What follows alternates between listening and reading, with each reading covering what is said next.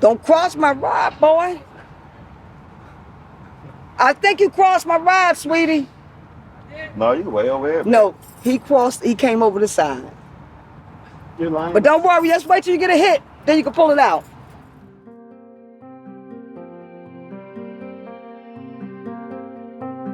It was the fall of 2017 when Canadian photographer Jonathan Forsythe and myself, German journalist Thomas Venker, traveled the United States of America from East Coast to West Coast. We wanted to meet and speak to real Americans, to get a deeper understanding of the country and its people, to understand their lives in their own words and our pictures. Welcome to the Talking to Americans podcast, an audio companion to the book of the same name. This is our journey, told through their stories. Today we'd like you to meet Loraine and Tony, who we met fishing down on the Schuylkill River in the heart of Philadelphia, Pennsylvania. Tony will share some old musician stories with us from back in the days when he played drums in several bands, and Loraine talks very open about her view on the police.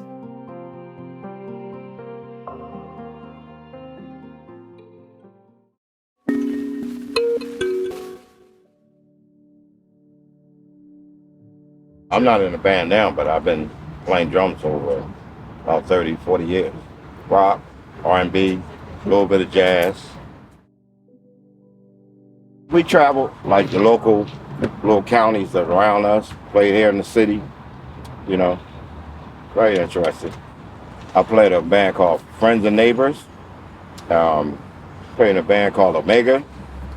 It was, we had 5 members. So we had the bass player, we had a guitar player, we had a keyboard player, we had a conga player, which was my brother, and I was the drummer. It was basically a hobby. I haven't played in over maybe 20 years now. Yeah, I do miss it, but you know, bands is not really popular here anymore like they used to be. Back in the, I'm talking like, I would say early 80s, bands was real popular. They had all millions and millions of bands there. But now bands is like played out now. It's a lot of DJing, and everybody got these beatboxes, you know, they making music off of beatboxes now. They're not even using bands anymore. Very popular in New York, where they want to DJ. There's more money, and it's faster. I'm a barber and cosmetologist. A barber, cosmetology, that's what she do. See, my hair is a little messed up. Yeah, she do hair, she cut men hair. Watch your back, girl.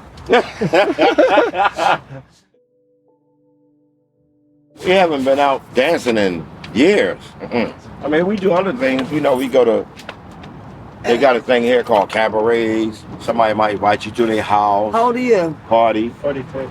43? Yeah. 46. Oh, okay. Y'all getting up there. That's what everybody tell me. I get that a lot, like What you 38. say? That's what they think everybody says that. See, listen, black people look good when they get older. Black You got don't that? crack. First of all, I can't be prejudiced by far. I have a white aunt, Puerto Rican brothers and sisters, and no telling what else. My grandmother was white and Jamaican. Okay? So, I'm not prejudiced by far. But if I had a chance to move, I would. South Carolina. When I go down south, I love it down south because you know everybody is What part of so South was we in? friendly. South Carolina. Andrews. Andrew. People are so friendly down south. They always speak to you. You ain't got to speak to them first. They speak to you. Hey, how you doing? Certain places, certain people. I mean, you know, you run across different type people every day. Everywhere you go, you got people with attitude. South Carolina is just different. Everybody's like speak. Really friendly. They talk to you. They offer you rides. Yeah. Stuff like that. And I was pregnant at the time. Oh, God. Yeah. We had one together, but I lost it. But I do have 2 children, and he have a few children. I have one That's 2. that'll be 37 in December, and I have one that just turned 15 last week.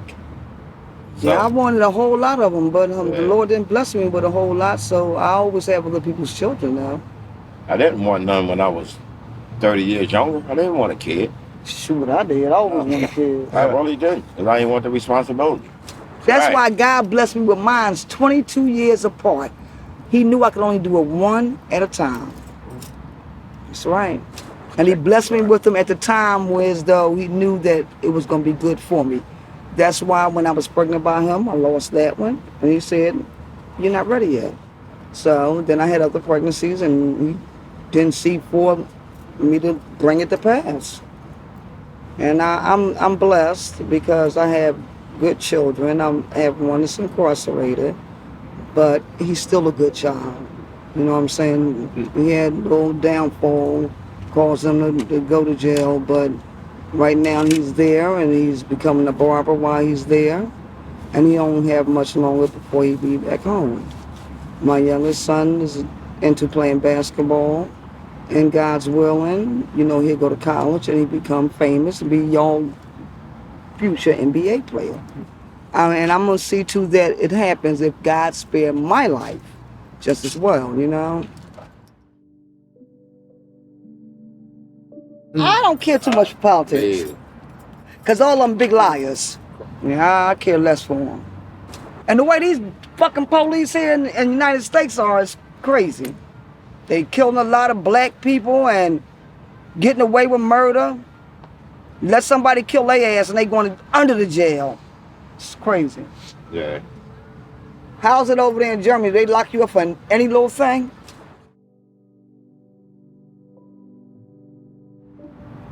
Well, I'll tell you like this. Black people handle their own business. They just handle their own business. It depends on what the situation is. Not all black people. I'm not saying all of them. They don't ask them nothing. They don't call them for help. They can be getting robbed. They will not call the cops. Shit, I'm gonna call them. I'm not. I don't need their help. There's no need to call them. Right, why am I calling them? I'm already robbed. They don't took everything. I got my watches, my phone, everything. Why am I calling a cop now? Hell yeah, you get robbed here. I had my gold chain snatched off my neck. No, not in this area. It was broad daylight. I was stepping my foot up on the bus. And guess what I did? I stepped back down off the bus and I ran behind that bastard, but I couldn't catch him. There's no way you can go. There's no problem. Yeah. No way on this planet. Yeah, exactly. Okay. Now, I know on YouTube, she just asked you, did they rob people in Germany? And I telling him, let me get some. You can go on YouTube and see people getting robbed in Germany. Yeah. And the cops filming it. I like to live in a mixed community. I said, different culture. You get to learn them. They get to learn you. Because, you know, everybody stereotypes everybody. Yeah. They think all Chinese people stink. They think all black people is thieves. They think all or junkies. Puerto Ricans are dirty. You know, everybody stereotypes everybody. Yeah. But when you get to know all of them and you see that's not them, you say, well, why did they tell me all Chinese people stink? And you smell like live right next door to one and they don't stink. So, you know. See stereotyping. That's stereotyping right there. See, that's stereotyping. All Chinese people don't smell like garlic. Stereotype all they want to do shit. I'm telling you, this is how it be when you be on the bus. And I love garlic. I eat a lot of garlic, but I don't smell like garlic. Yeah. Look at that big ass fish. Jumped out the water? Yeah. Private car. Right, cast my rod right over into it. Do it fast, fast, fast, fast. Keep it up in the air, fast, fast.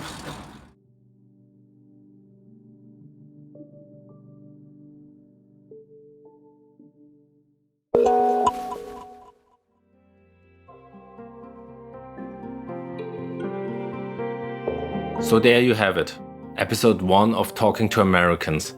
We hope you enjoyed it. Feel free to send over your thoughts and comments via email or our social media accounts. Subscribe to make sure you don't miss the next episode.